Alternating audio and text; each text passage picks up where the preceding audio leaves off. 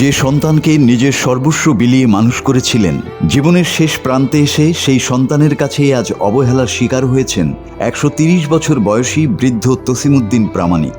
দীর্ঘ ৫২ বছর মসজিদের মুয়াজ্জিন হিসেবে দায়িত্ব পালন করা এই বৃদ্ধ এখন এক মুঠো ভাত আর মাথা গোজার আশ্রয়ের জন্য অন্যের দয়ার উপর নির্ভরশীল।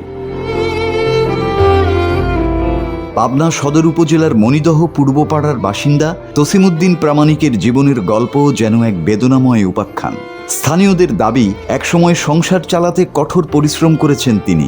সন্তানদের মানুষ করতে নিজের সুখ স্বাচ্ছন্দ্য বিসর্জন দিয়েছেন, কিন্তু বয়সের ভারে নুজ্জ হয়ে কর্মক্ষমতা হারানোর পর একমাত্র ছেলে রায়হানের ঘরেও তার ঠাঁই হয়নি।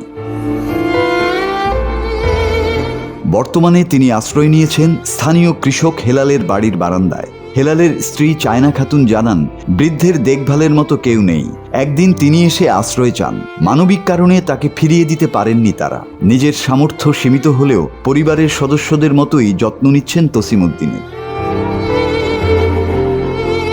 স্থানীয়রা জানান, দুর্ভিক্ষের সময় তসিমউদ্দিনের ৩ সন্তান মারা যায়। বর্তমানে একমাত্র ছেলেই তার শেষ ভরসা হওয়ার কথা ছিল, কিন্তু সেই সন্তানই বাবার দায়িত্ব নিতে অনীহা দেখিয়েছে।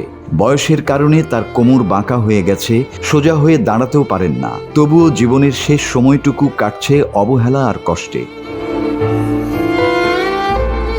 বৃদ্ধ তসিমউদ্দিনের চোখে আজও সন্তানের জন্য অপেক্ষা। হয়তো কোনো একদিন ছেলে এসে তাকে বাড়ি ফিরিয়ে নিয়ে যাবে, এই আশাতেই দিন গুনছেন তিনি।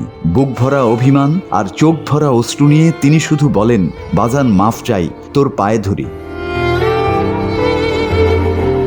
স্থানীয়দের দাবি, সমাজ ও রাষ্ট্রের উচিত এমন অসহায় প্রবীণদের পাশে দাঁড়ানো। কারণ যে মানুষটি সারা জীবন অন্যদের জন্য দোয়া করেছেন, জীবনের শেষ প্রহরে তার প্রাপ্য ছিল সম্মান, ভালোবাসা ও সন্তানের স্নেহ।